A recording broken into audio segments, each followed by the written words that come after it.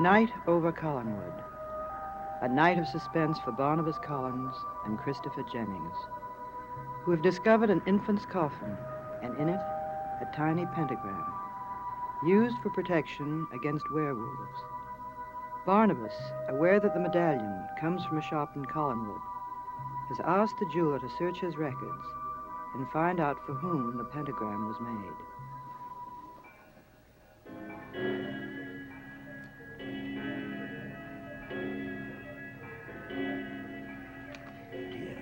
Dear, my.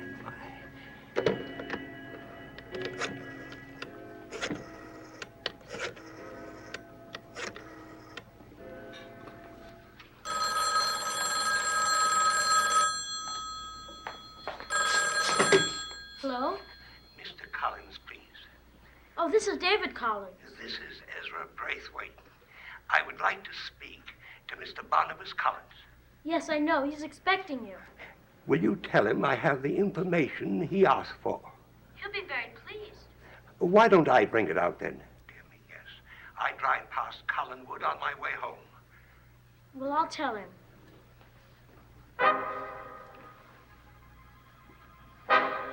I'll bring the ledger too, and the name of the purchaser. I don't know how I could have forgotten that medallion. Why, it was one of the first pieces I made myself. I'll be there soon. You had no right to do that, Quentin. No right at all. What do you want? I have to tell Barnabas that Mr. Braithwaite's coming. What do you want? What do you want? What?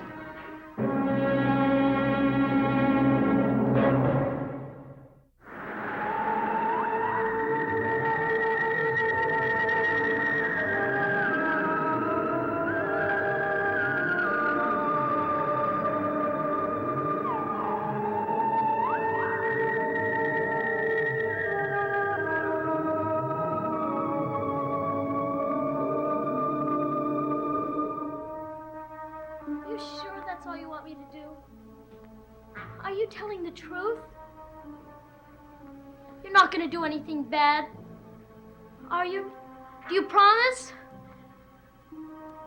Don't get mad at me, Quentin. I just don't like it when you do terrible things. You want me to help you, and I guess there's nothing I can do about that. But just please don't do anything bad. I guess if you want to scare him, Quentin, just take what you want. That's all right. But if anything else happens, I don't know what's going to happen.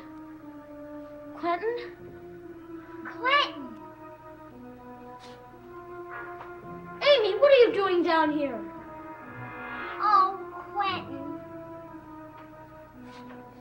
He never wants to see me anymore. David, what does Quentin want you to do?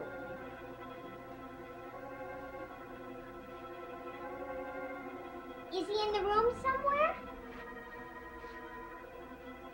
I don't know. I wish he wouldn't disappear. He listens to us.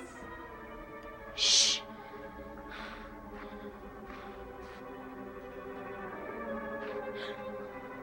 David, don't trust him. Amy. He's planning something against Chris. He is not. Then why did he disappear when he saw me? I don't know. You swear to me that it's got nothing to do with Chris? Yes, I swear. He promised you that it didn't. We just have to believe him. Do we? He's in the room. I can tell. He's listening to every word that we say. I'm not going to stay in here.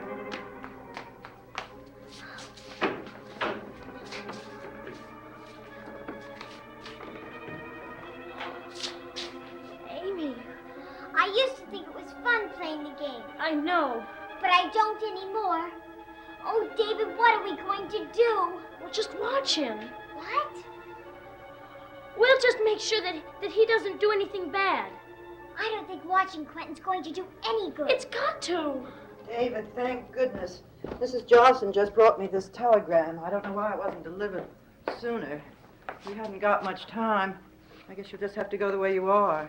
Go where, Aunt Elizabeth? Portland, to the airport. Your father's coming back. Tonight?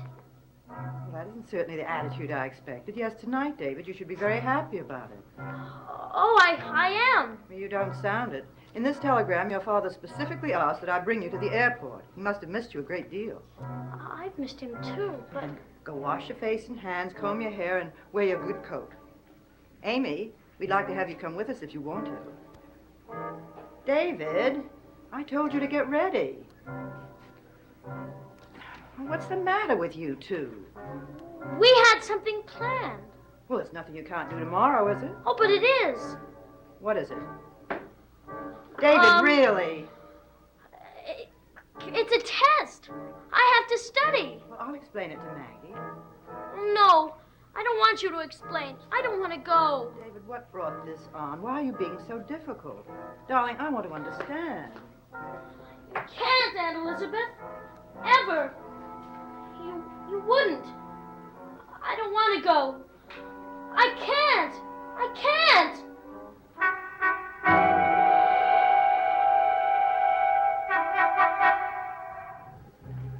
David, you're lying about the test, aren't you?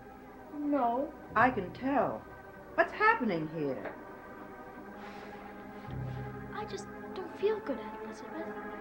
I've got a stomach ache and my throat's sore. Any other symptoms? As a matter of fact, I'm almost positive that I have a fever. I'm almost positive you haven't. What's so important here? Can't you tell her, David? No, I can't. David, come back here. No. David! What's wrong? Amy, can you tell me? Please do. It's late. I better go. David's father will think something dreadful has happened if someone's not there to meet him. Amy, you and David are good friends now, aren't you? And even though you quarrel occasionally, you're very fond of him. He's in some kind of trouble, isn't he? I don't know what you mean, Mrs. Stoddard. You don't? Very well, Amy. Tell David to wait for us, unless it gets too late. I think it's going to storm. Good night, dear.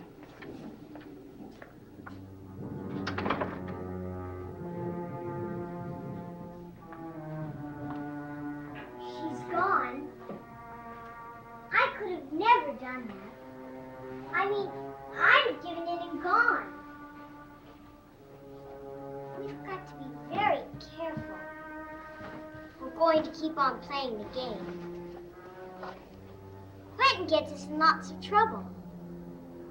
You don't have to tell me that. Lots and lots. David, what do you think Quentin really wants? I mean, the things he asks us to do. They don't make any sense. No, they don't. Like making me promise that I wouldn't tell Barnabas that Mr. Braithwaite's coming until after he gets here. They don't make any sense. Do you know what I wish? I wish we had never found his room. David, why didn't you want Barnabas to know? Well, you must have some idea. No. There's no point in asking him either. He just looks at you as though you didn't deserve to know. I used to like him too. But now when you say that the things that he asks us to do don't make any sense, I'm beginning to think that they do, Amy. Only Quentin is the only one who knows what sense they make. He's doing something here. Something to us all. But what is it?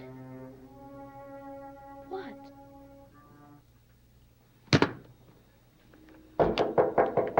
Yes? May I come in? Of course, Amy.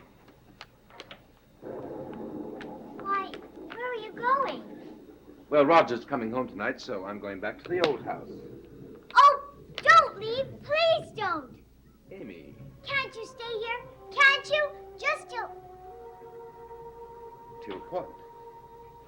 I'll miss you. Well, you'll see just as much of me. But you won't be here. Amy.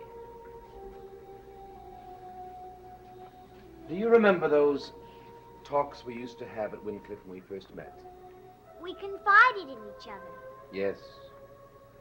I miss them. Do you? We haven't had one since you and David became such friends. Well, that's natural, but you can always come to me. Barnabas, have you ever been afraid of anyone? Of course. Well, what did you do? Why don't you tell me who you're afraid of? I'll be able to help you more that way. Oh, it was just a question. Now, Amy. I was just reading a story about a little boy who was afraid. And I just never thought of boys being afraid. That's all. Are you sure? Oh, Barnabas, I wish I could go back to the old house with you or stay with Chris. This house is so big and gloomy. I don't like it. I don't.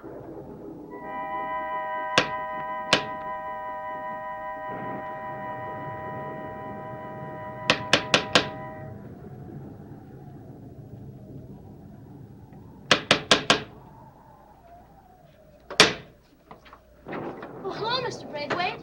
Oh, of course, young Collins. Well. Now, what's your name? It's David. David, is it? Well, I don't remember a Collins being named David before.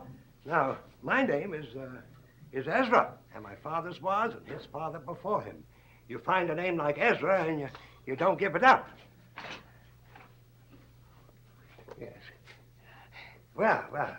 I guess not. Yes, now, David's kind of a newfangled name. No. There's King David in the Bible. Oh, of course, yes. A good man, too.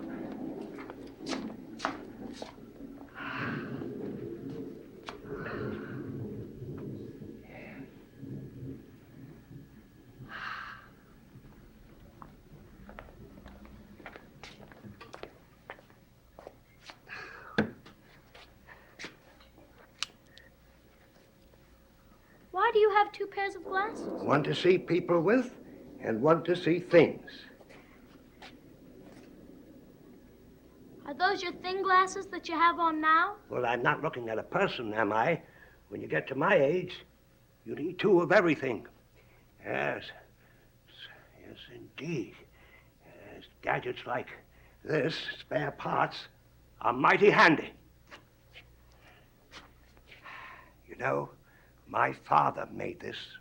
He had a way with candlesticks, no denying that. Can you see me now? Well, of course I can tell you there. Why, my, you're a curious boy. Oh, I'm sorry. I've just never seen anyone with two pairs of glasses before. I thought when you get old, you wear bifocals. Oh, wouldn't even catch me with them. No. Now, you go and get your Uncle Barnabas. Oh, he's my cousin. Yes, tell him I have the record that he wants, yes, tell him that I have the records he wants, yes. I will, sir. Yes. This is one of ours, too. Oh, you Collinses. I swear you have more silver than the shop does.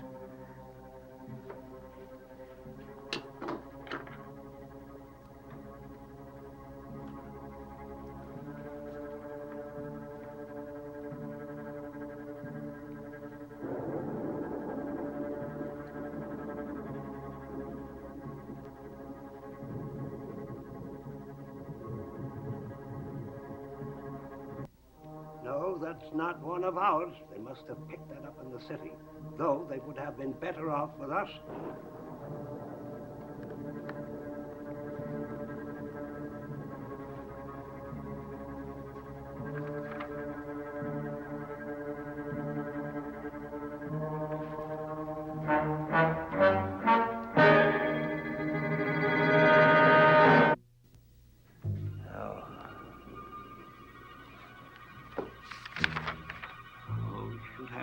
found the page number.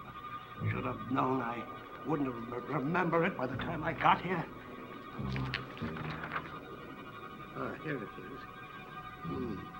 April 16, 1897. Ezra Braithwaite, your mind's like a rock slide. Never know what part is going to go next.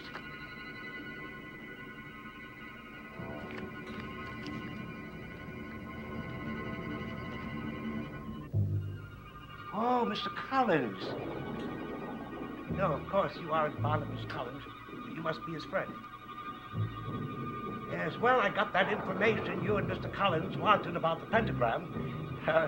Yes, you should have remembered it first thing. I must tell you a little story on myself.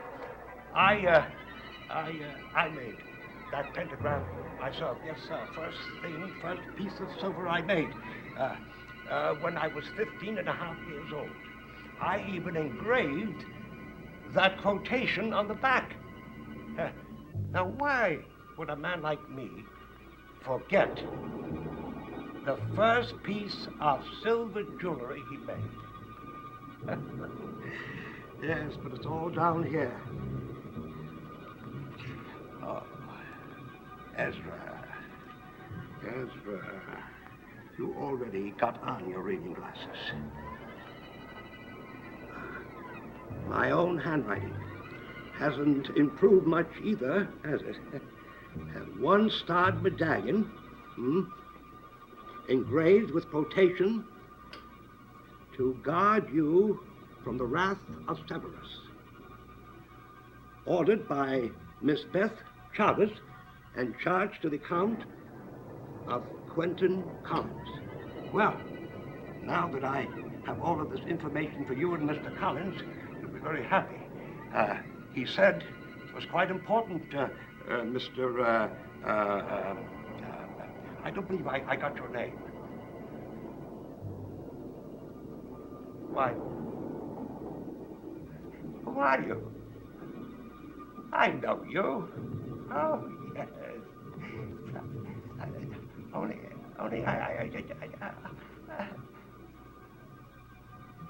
yes, you're Quentin Collins. But you're dead. You're dead. You're dead. Barnabas. Now, wait, David. You must help us with Amy. All you have to do is tell us what's wrong down here. It's important. I've been trying to tell you something. Mr. Braithwaite's downstairs, waiting for you. He is? Yes, he telephoned earlier, and I was on my way up here, but everything started happening. He has some book for you to see, too. Well, we'll finish our conversation on the way down, David. Come along.